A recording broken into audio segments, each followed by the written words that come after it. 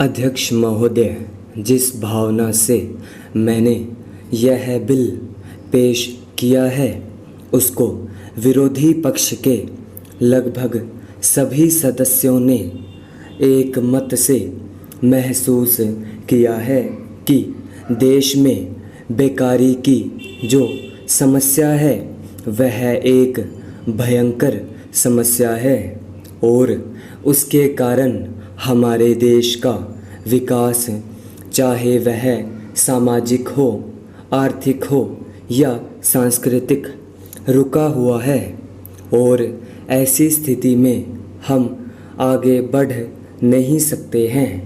इसी कारण से इस परिस्थिति का निर्माण हम पिछले 54 वर्षों से देख रहे हैं। मंत्री महोदय ने यहाँ पर अभी कहा कि राष्ट्रपति इस काम को नहीं कर सकते हैं क्योंकि वह उनके अधिकार के बाहर है।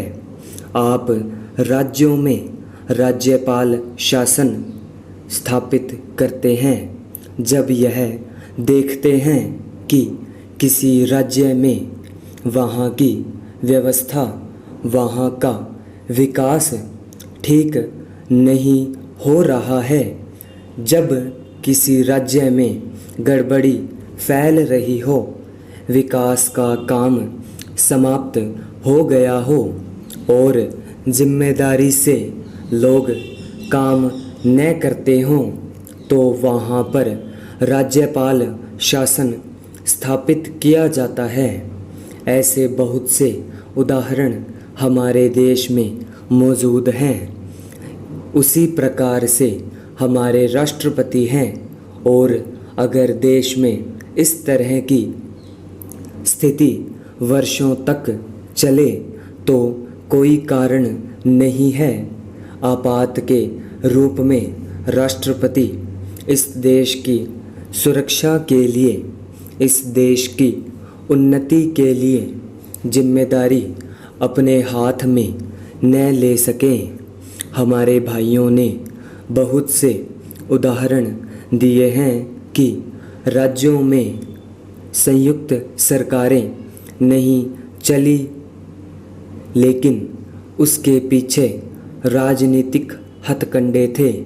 अगर कोई राजनीतिक पार्टी जिम्मेदारी से काम नहीं करती तो विधान में यह स्पष्ट है कि राष्ट्रपति शासन अपने हाथ में लें।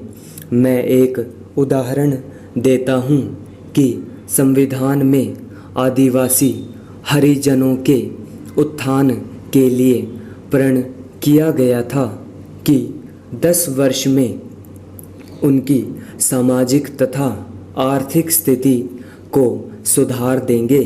Paragraph change. लेकिन यह सरकार उसमें भी असफल रही।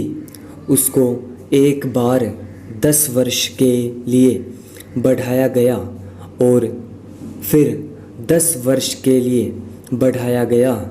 इसी तरह से उसको बढ़ाते जा रहे हैं, लेकिन उनकी आर्थिक और सामाजिक उन्नति आप नहीं कर पाए हैं। इस काम में सरकार बिल्कुल असफल हुई है। पिछली बार सरकार पर अविश्वास का प्रस्ताव भी आया था और वह पास होने वाला था। इसलिए मेरा कहना है कि हमारे देश में यह जो बेकारी की समस्या है वह एक बहुत ही भयंकर समस्या है। स्टॉप।